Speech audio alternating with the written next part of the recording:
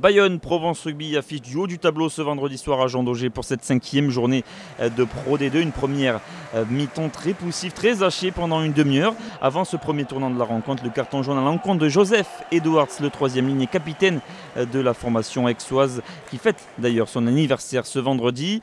Après le carton jaune, Aix s'est réduit à 14 contre 15. Martin Bustos Moyano en profite dans un premier temps pour assurer 3 points de plus, 6-3 en faveur de Bayonne après une demi-heure de jeu. Donc avant cette chaude alerte, le groupé pénétrant des Basques qui avance sur plus de 15 mètres dans la zone de vérité de Provence Rugby. Monsieur Bouzac signifie l'avantage, bras tendu de l'arbitre de la rencontre.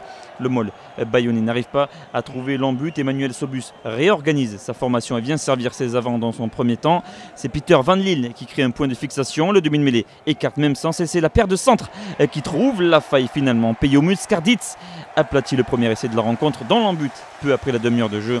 Transformation de Martin Bustos Moyano et Bayonne fait un premier break dans ce match, 13-3 en faveur des Basques avant le deuxième essai de la rencontre. Quasi immédiatement, 5 minutes plus tard à peine, revoilà les Bayonnais dans les 22 mètres adverses. Le jeu est écarté derrière la mêlée par Van Lille. Sobus trouve plein champ encore une fois le 3/4 centre Peyo Muscarditz qui signe un doublé personnel en l'espace de quelques minutes. Bayonne s'envole au tableau d'affichage et 20-6 grâce à cette deuxième réalisation de son 3/4 centre. Peu avant la pause, Florent Massip et les Aixois réduisent un petit peu la marque avec cette pénalité lointaine, 20-9.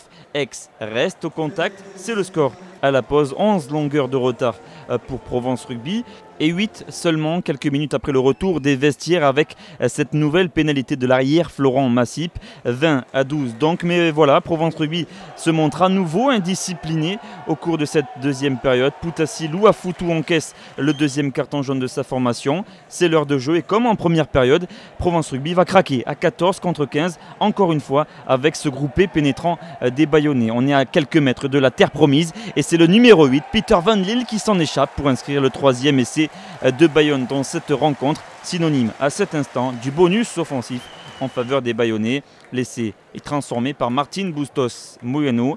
Cette fois, c'est sûr, Aix-en-Provence ne reverra plus Bayonne dans cette rencontre. Les Basques qui signent un succès très important et qui sont en quête, pourquoi pas, d'un 4e essai. Celui-ci va intervenir quelques minutes plus tard à peine, encore en supériorité numérique. Emmanuel Sobus vient servir son 3/4 centre. Ce n'est pas Peyo Muscarditz, mais Romain Barthélémy qui signe son essai personnel à son tour. 66e minute, transformation de Bustos Moyano impeccable ce vendredi soir. Et Bayonne qui mène 34-12.